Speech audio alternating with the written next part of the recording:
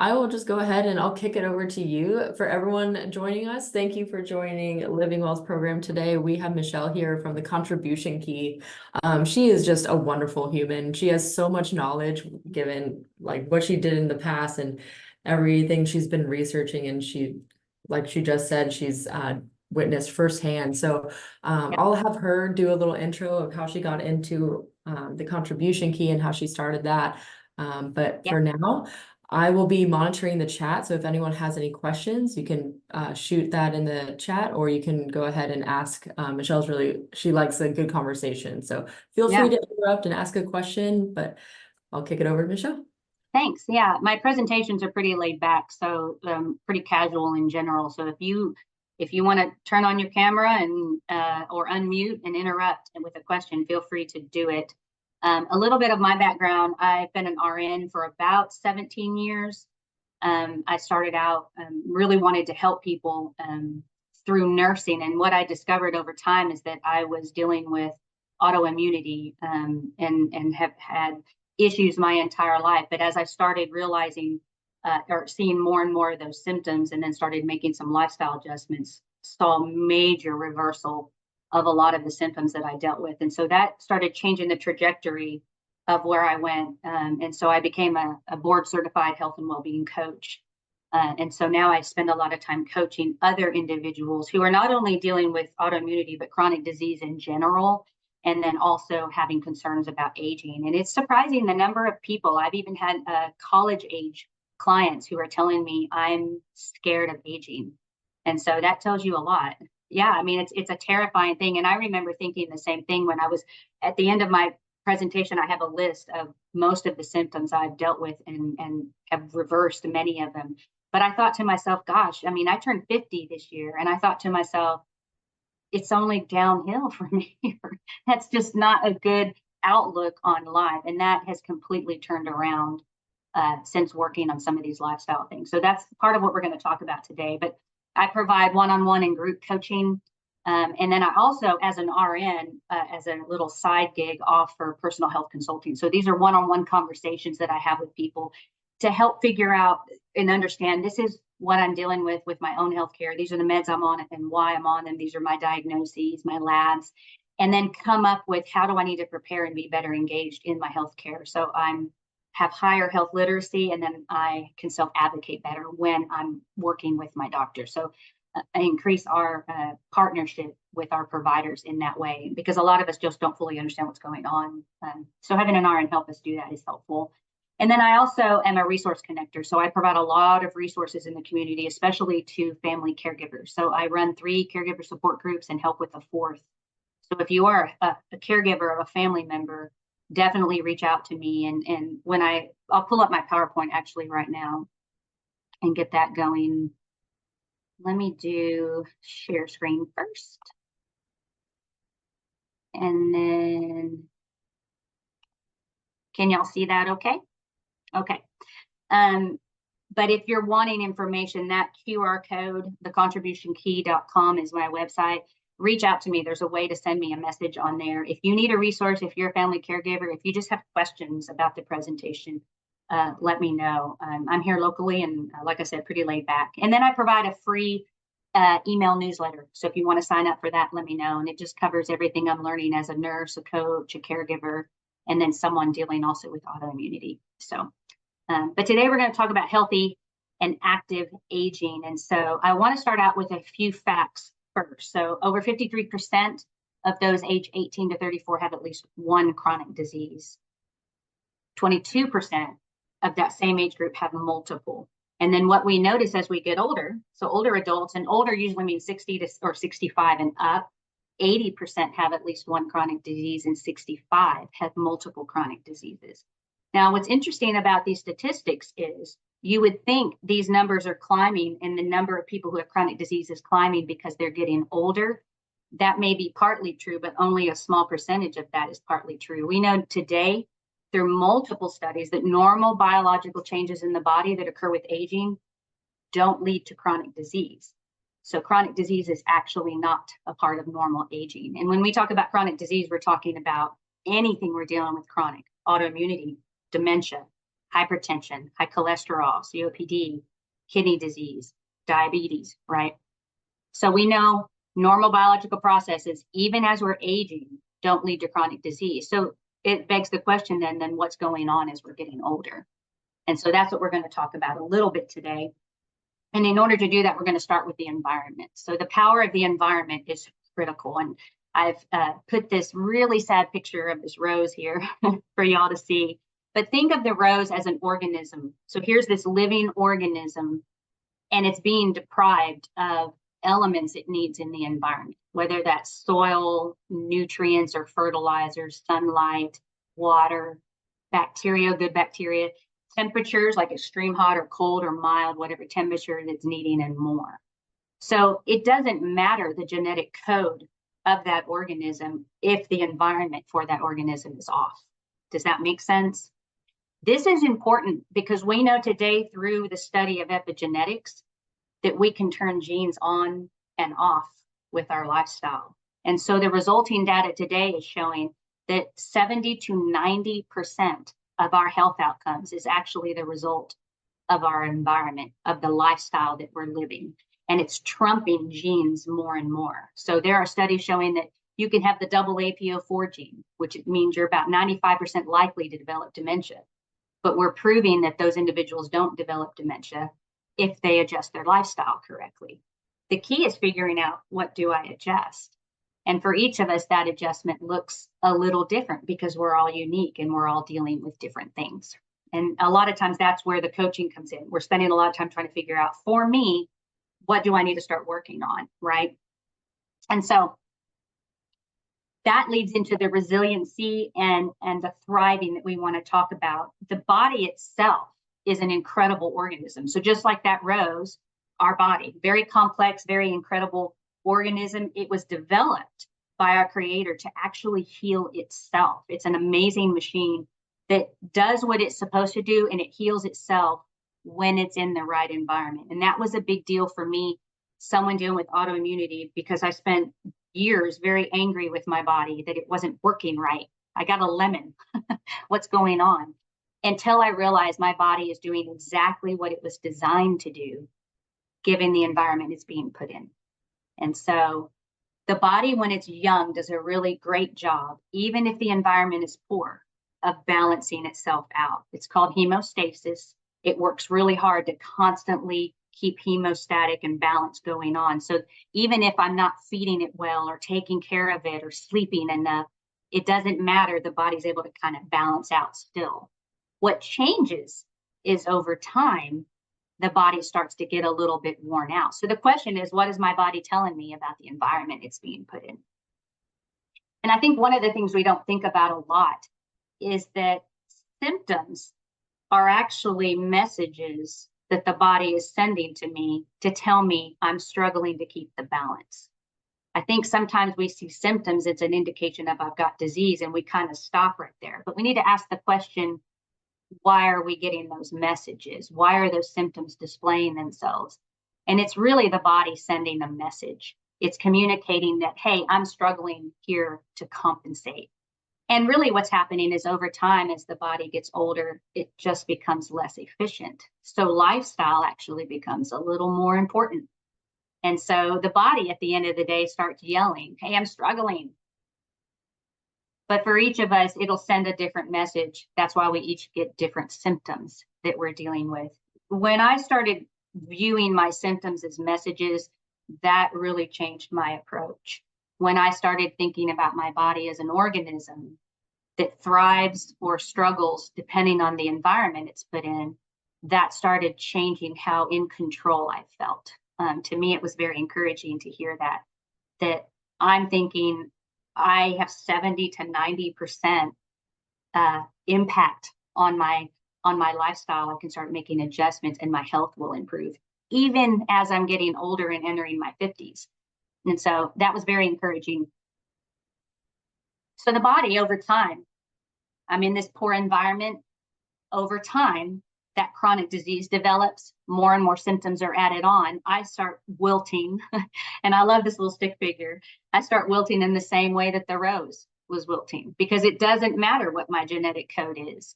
If the environment is poor, the outcome is still not good. And so at this point, if I've gone long enough with a poor enough environment, the body just isn't at a place where it can handle anything else. And pretty soon that little virus or that fall or that injury is the last thing that does me in, because I just have no resilience left.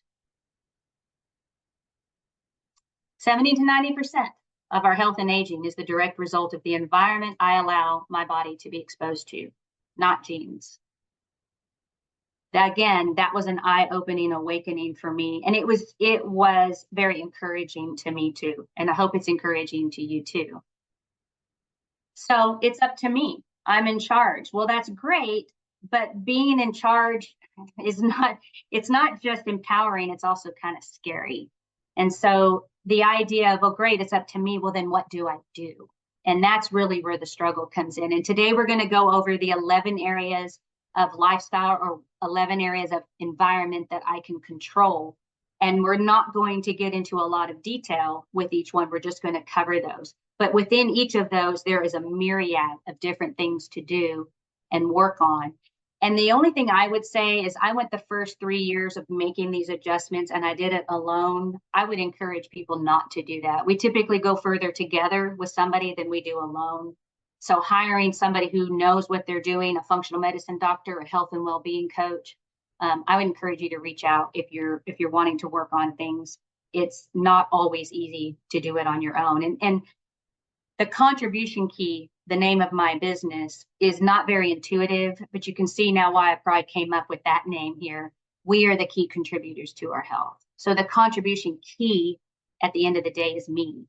It's just, now what do I do? What's my plan?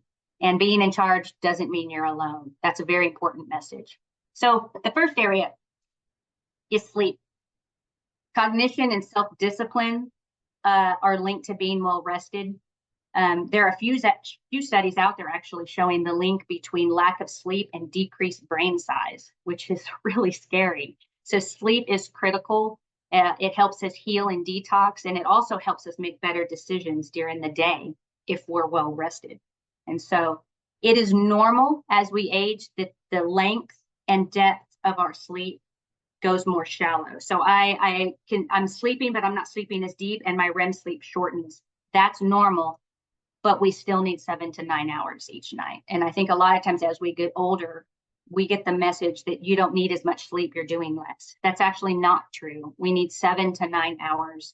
I've actually am working on a sleep series on my YouTube channel called Doable Wellness. It's got about 5. I just finished the 5th one that'll come out this week.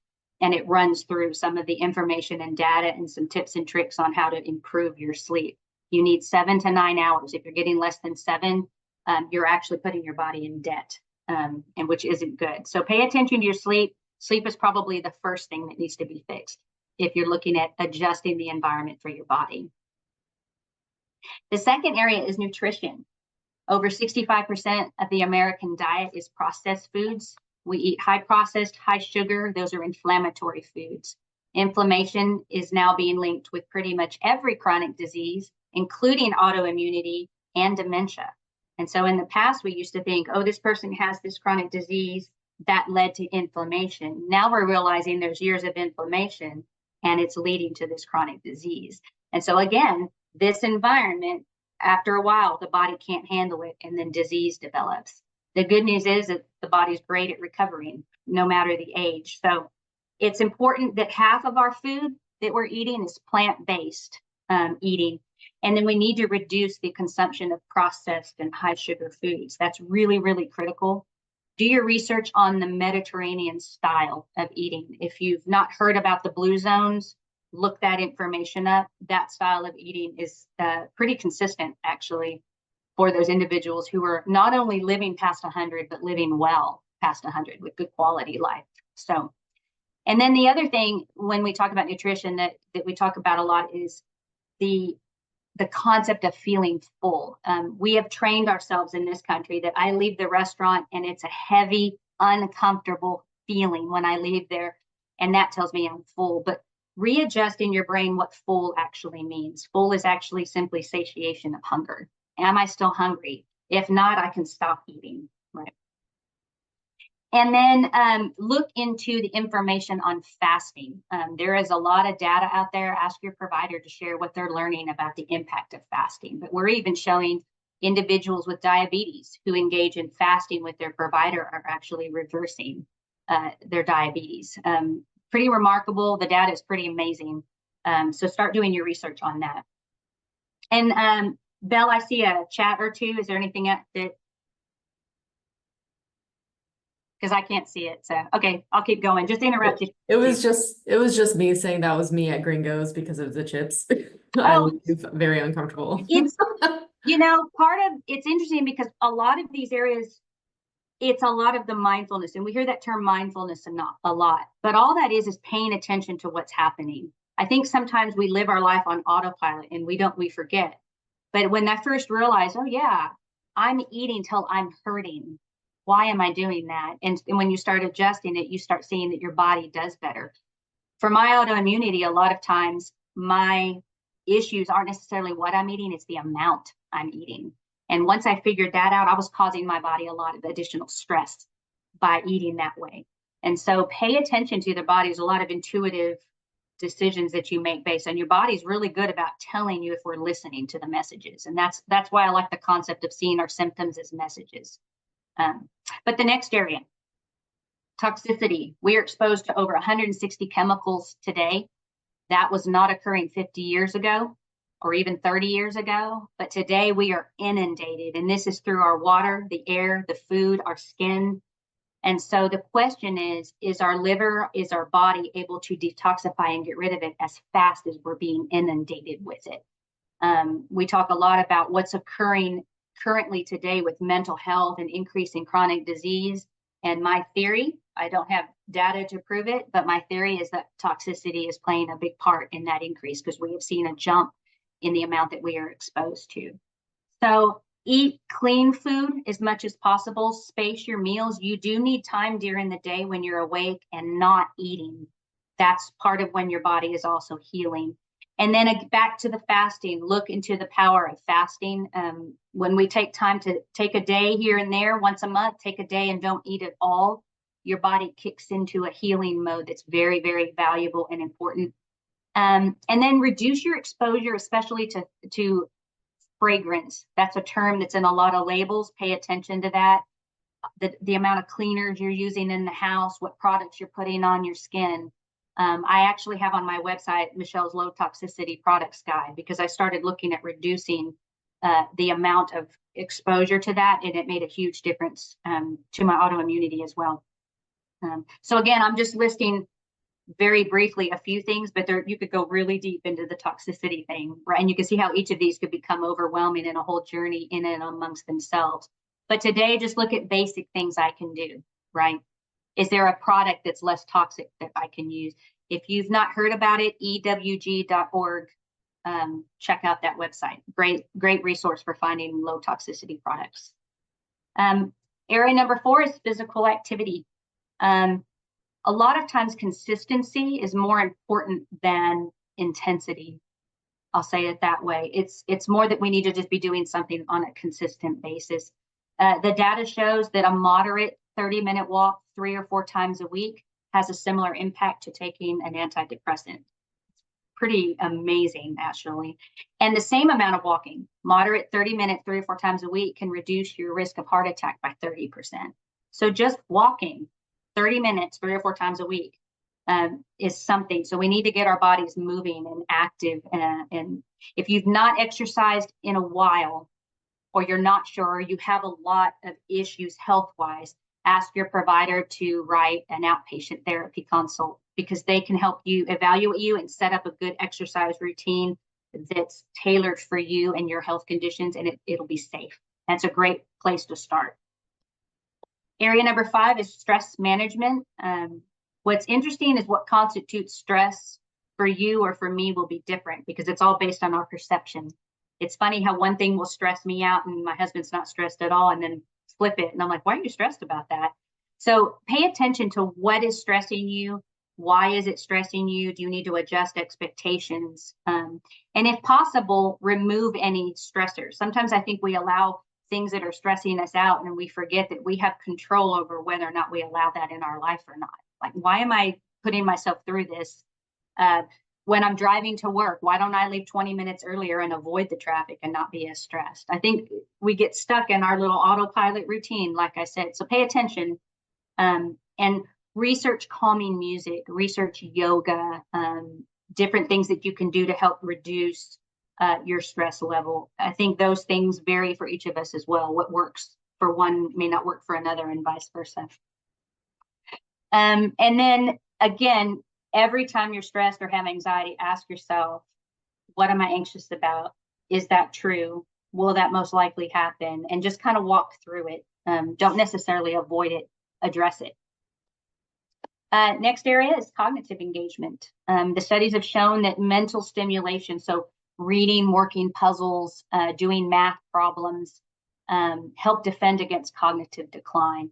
One of the best things you can do for your brain is to learn something new. I've noticed the older I get, I don't always want to read that next research article or engage in that hard conversation because it's work and I'm tired of thinking. And I've heard a lot of older individuals say, you do that math, I'm too old for that now. But the truth is we shouldn't shy away from it. So lean into those problems and those hard conversations and challenge your brain. Learn, especially learning a new musical instrument, one of the best things we can do for our cognitive engagement there, and protecting against cognitive decline. So the next one is healthcare. I actually have a presentation on how to get the most out of healthcare. It's a whole nother animal. But some of the basics on it are keeping in mind that healthcare isn't just there to help me when I'm ill. It can actually be used to keep me well and move along that John Travis illness wellness continuum onto the wellness side. And so prevention is really important. We need to get our screenings. We need to do our wellness checkups, and get our immunization, so we're staying at the peak of wellness and catching things as early as possible or preventing them altogether. If I know diabetes runs in my family, I'm going to start making adjustments now so I can put off and delay getting diabetes or not get it altogether, because I know that lifestyle is that effective. So we need to be experts in our health. We need to know what our diagnoses are and what they mean. We need to know what medications we're on and why we're on them, and what do these labs mean, and that sort of thing. And this is where that one-on-one personal health consulting can help, because, okay, now I have an RN I can ask these questions to, and I'm going to see my cardiologist. What questions should I ask? Or this doctor's saying do this, this one's saying no, don't do that, do this. What do I do? And how do I engage in healthcare in a way that I can feel empowered and in charge? Reach out to me if you're wanting help with that, for sure. Treat your business, your healthcare appointments like it's a business arrangement, is what I tell people, because it is a business arrangement. So we need to be efficient. We know we don't have a lot of time. How do I maximize that appointment? And so, like I said, I could go on and on this one, but it's really important to take charge of your healthcare. The next area is hydration. It's normal for aging that as we get older, our sense of thirst starts to decrease. Because I know that as I enter my 50s, I don't wait till I'm thirsty anymore. Now I automatically schedule certain times of the day I'm drinking, because I know that sense of thirst is going to start to decline. And the older I get, the more likely I am to get dehydrated. So pay attention to that, make adjustments.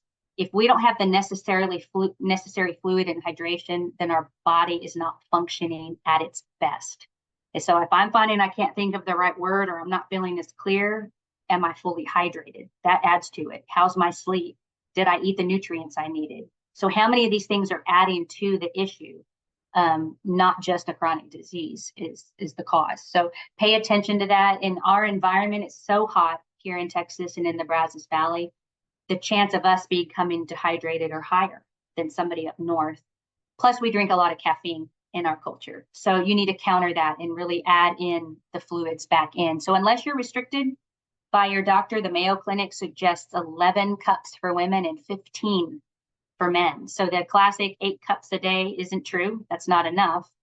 But 20% or so of your fluid intake is usually coming from food. So keep that in mind. The next area is weight control. So additional weight is adding stress to the body. Every 1 pound of weight is about 4 pounds of pressure on our joints.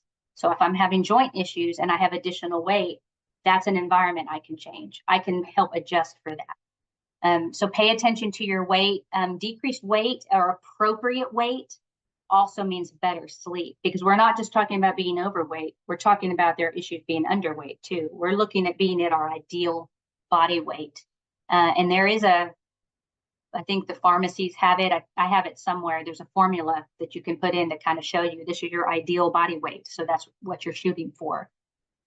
We want our best outcomes as we're aging, right? But we need to then provide the best environment.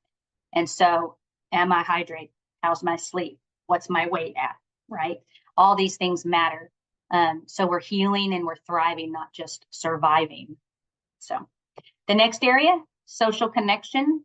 There are many studies showing the impact of social connection. We are made for social connection. Even the most introverted person needs good social connection. And so that's one of the things that they've shown in the blue zones as well, that the social connection is huge. We are constantly creating and recreating our social network.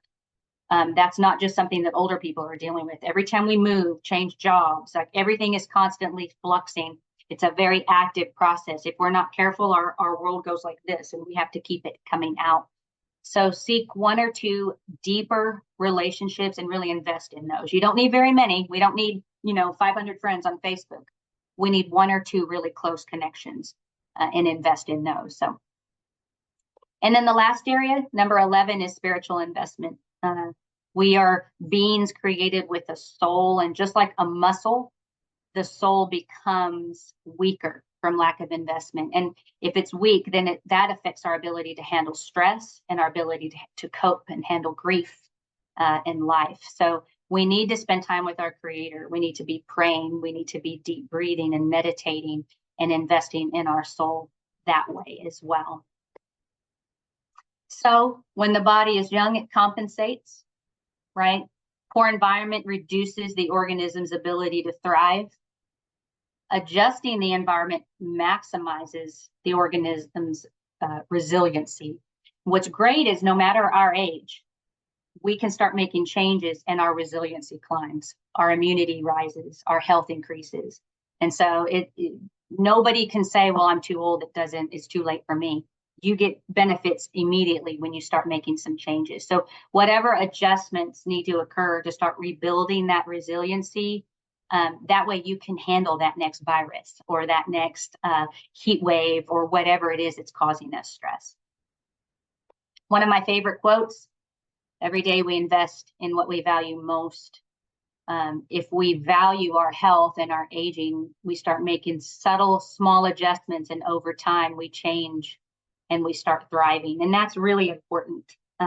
It's a powerful thing that we have, and in our capacity to do 70 to 90%. That's a huge percentage that I have control over. And like I said, when I finally realized that, it changed completely how I approached my health and my wellness. These are a lot of the symptoms. It's not a complete list, but it's a lot of them, of what I've dealt with in the past. And so lifestyle has made a big difference working on those things. So I wanted to share that list with y'all as well. Does anybody have any questions or any comments? Gosh, I just thought that was amazing. I'm inspired. It was funny because I kept drinking my water because I was like, I need to step it up. 11 cups. I said, oh no, I'm not doing well. We got this is such great information. Thank you. So it seems like people really loved it. I know I got a separate message saying like you're speaking to her soul right now. So you did a really, really great job. Yeah, and I think a lot of times for each of us, there's an element of, I still have to live within this. Yes, I can control my environment, but I still have this job from 8 to 5. So like you were saying, Belle, I'm really busy, but what can I do? What adjustments can I make? It's interesting when you start thinking outside the box of how do I adjust the environment within the confines? I'm still stuck doing this, but what can I adjust? What can I add to it? And when you start kind of exploring what's out there that you can do, you start realizing there's a lot you can do, and you start testing these out over time. My journey from, 4 years ago, I was 30 pounds heavier. My hair wouldn't grow, so it was pixied. All these symptoms, I'm dealing with panic attacks and anxiety and insomnia, and you just chip away at it a little at a time with these various little, I'm going to test this out. I'm going to test this out. So it's knowing ahead of time I have control, but it doesn't just happen overnight either. To me, that's encouraging. Just keep going, keep chipping at it. What else can I do? What else can I do? And slowly you start seeing the impact, and your body's amazing. It responds. It sure does. Summer, I see your hand. And so Yeah. you go first. Yeah, Summer, go ahead. Thanks. So I really came because like my parents are older. Yeah. And like specifically my dad just has a bunch of health problems, but how do you encourage other people, like especially from a parent standpoint, to take care of themselves, I guess? Right. Yeah, it's a tough one too, because, and I'm dealing with the same thing. Both of my parents have now moved here and are near me. There are certain cohorts. So every decade you have a different cohort, right? And they all respond a little bit differently. My dad is in his 80s, and so he's from that era of the doctor will tell me exactly what to do, and that's what I do. And there's nothing else I can do. And so you can share the data. You can, for me, it's been living it out. So they've seen the transformation in me, even physically over the last few years. Like I'm telling you, this works. Look. So demonstrating it, but I try really hard not to constantly berate them with it. Here's the data. This could help you I'm just giving you a tool if you want to use it, but that's almost the bulk we can do because we can't control other people. So it's more the message of what do I need to do? And probably one of the best things that we can do for our parents or for others that we're wanting to show this stuff works is to also live it out, if that makes sense. And I know that's not quite probably what you wanted to hear, Summer, but that's kind of where I had to go in my head because I found I was getting really frustrated with my parents. They like to eat out, and they eat out a lot, and it's not always the healthiest. But at some level too, and it's at a certain point, quality of life matters. And so I didn't want to be in pain or hurting or have chronic disease. But for my dad to give up all of his desserts would be a huge decrease in his quality of life. And that matters. And so it's more for each person. What do they see as the best quality of life that they're wanting? Does that make sense? Yes, thank you. Yeah. Awesome. We have a few questions in the chat. So someone asked, is the formula you referenced for weight difference, or is it different than BMI? It is. So the one that I found online was one that oftentimes you'll see, and you could probably ask your pharmacist, what's the formula that y'all use to kind of come up with how they tell you what amount of medication you should have based on your age and weight. And it's different than BMI. And I'm sorry, I don't have that in front of me. I'd have to look it up. But if you are able to message me, I'll look it up and find it and get it to you. Awesome. And then another question, they missed the very beginning. So they were wondering what you were diagnosed with because they have a lot of the similar symptoms. Yeah. So some of my autoimmune disorders, we didn't bother testing for. It's kind of just assumed. So I have Hashimoto. That was the first one I was diagnosed with, and lupus with that. Typically, if you have one chronic disease, you have multiple at that point. We can look back over the course, even since I was born, I've been dealing with autoimmunity my whole life. It just all came to a head in my mid 40s. And so that's when I kind of hit rock bottom with it. But what was weird was linking all the symptoms. It's weird how you think all these symptoms are linked. In the healthcare system, I was being told they're all different conditions or different things. So I was being given medications for each little thing. And once I started making changes, all these symptoms started going away. I didn't know I had a headache every day until it went away. That was weird. It's like, I remember thinking I've gone several days with no headache. I've not had that ever. So it's weird how sometimes you're dealing with stuff and you don't even realize you're dealing with it. But it was autoimmunity in terms of, and then what we discovered for me, the main cause of my autoimmunity is I don't methylate like I should. So I was being inundated with toxins, and I detox about 50%. So I have to do extra things to help my body. And once I started doing that, a lot of my symptoms went away. Wow. Gosh, that's incredible. And we have another question. It says, what is your take or your thoughts regarding neuroplasticity, and Yes. how it relates and impacts to our health? Yeah, so neuroplasticity is awesome. The brain basically is able to create new networks. We even show in people's brains with dementia, pretty far into the disease, the brain is still trying to create new neural networks. So it's pretty remarkable. One of the biggest ways that I've used neuro retraining is I've started doing the cold dunk. So I often do cold shower. So I will do sauna to help me detox, and then you follow that up with a 2-minute like freezing cold shower, which sounds awful, but it's actually pretty remarkable and amazing. And in the Denmark swim study, you can look that up and read about it, showing a lot of data on the power of cold dunks for decreasing inflammation, healing the body, and actually increasing telomere length, which is lengthening life. So it's a pretty remarkable finding that they found there. For me, what it's doing is it's cutting anxiety, so mental loops, or chronic pain. I was dealing with a lot of chronic pain with my autoimmunity. The brain can only focus on one thing at a time. So that cold shower is basically communicating that anxiety or that pain isn't important. This is important. So it basically cuts that because your brain loves little patterns. So it's stuck in this chronic pain or chronic anxiety or panic attack pattern. And that cold shower will cut it. And then you can like a reset. And so I would just do that over and over. And I'm finding the longer I've done that, the less often I have to do it. So the brain has learned to do new neuro thought patterns, or if that makes sense. And so we're finding that a lot of people with chronic pain, that's very effective. So that's one way you can really use that. And it sounds odd, but I used to do that when I had insomnia in the middle of the night. It's 2 a.m. I'm going to go do a 2-minute cold shower. It sounds like that would wake you up. But it actually was a reset. And then the body would relax and go back to sleep. So it's pretty remarkable. Gosh, I can't Yeah. imagine. I'm so It's wild. sensitive to the cold. I love it though. Yeah. And this You'd never think of it, but when Yeah. we decided with my functional medicine doc, I did some research on it. I brought it up and she said, let's test that. Huge impact. That's so cool. Yeah. And that leads directly into another question. It says, can you share some more of the things that made those drastic changes in your life? Yes. Probably one of the first things I did, because I wanted to work on my sleep. I knew that was critical, but so many things were impacting the quality of my sleep. And so really one of the first things I worked on was eating.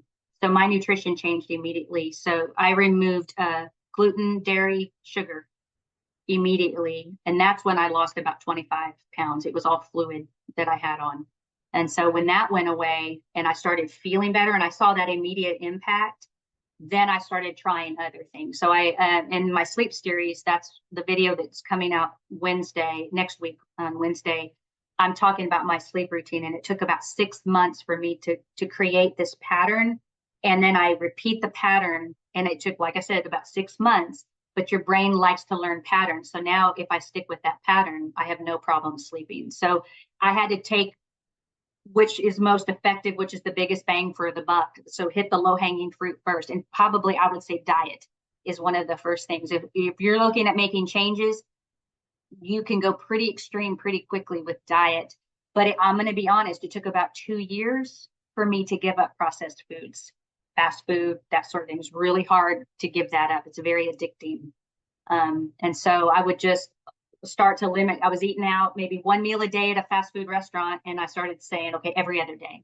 Okay, now now I'm removing soda and I'm replacing it with this, or I can have soda but only 2 days a week. And I did slow little adjustments. I didn't just do cold turkey.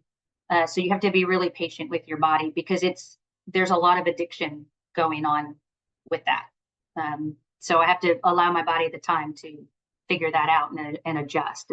Does that make sense? If it's not, just let me know. Gosh, Dr. Pepper has a tight grip on me, so that's I'm telling you, to this day, like Mhm. I still crave. I'm fine without a lot of desserts, but I miss Shipley donuts. I'm not gonna lie. So if I think about it too long, the craving becomes. So I don't allow myself to dwell on it. Yeah, Yeah. I started eating like those fun meals, I say, on the weekends and not just one day because I binge on one day. But if I Yeah. give myself Saturday and Sunday, I kind of space it out. And so It's a great way to do it. that's been helping And then me. I'm good during the week. That's a Yes. great way to start. The other thing I started doing with eating changes is I honed in on what I liked and what's a healthy alternative. Does that make sense? Yeah. So I love ice cream. So now I freeze bananas. And if you put bananas with a little bit of oat milk or almond milk in a food processor after it's frozen, it'll turn into an ice cream. So you can find substitutions for things. And that's what I started doing. But the more I did that and the more I saw my symptoms start to go away, the more I was like, oh, whoa, this is very effective. I just have to play around and test things. So in coaching, when I work with somebody on this and we create goals, we don't think of them as goals. They're actually experiments. I'm testing to see if does this work for me or not. If it doesn't work, that's not a failure. That just didn't work for me. So what adjustments, what did I learn so I can adjust and go to the next thing? And that's really how you should view goal setting. Gosh, that's so interesting. All this is so interesting. So I'm super, super thankful. Does anyone else have any questions? I haven't seen any other ones pop in the chat. Anything else other than diet that helped? That's another question. Yeah. So I did diet first. I actually took a course because I knew I had Hashimoto's. So I took a course by Dr. Isabella Wentz, and I reference her a lot in my YouTube videos. Dr. Wentz is a pharmacist who created a Hashimoto course. I don't know what the course cost today. When I took it 4 years ago, it was about $300. And it was a 12-part course. And she went through eating adjustments, how to handle your stress and anxiety, you just literally went through it. And it was starting to kind of work on these various elements.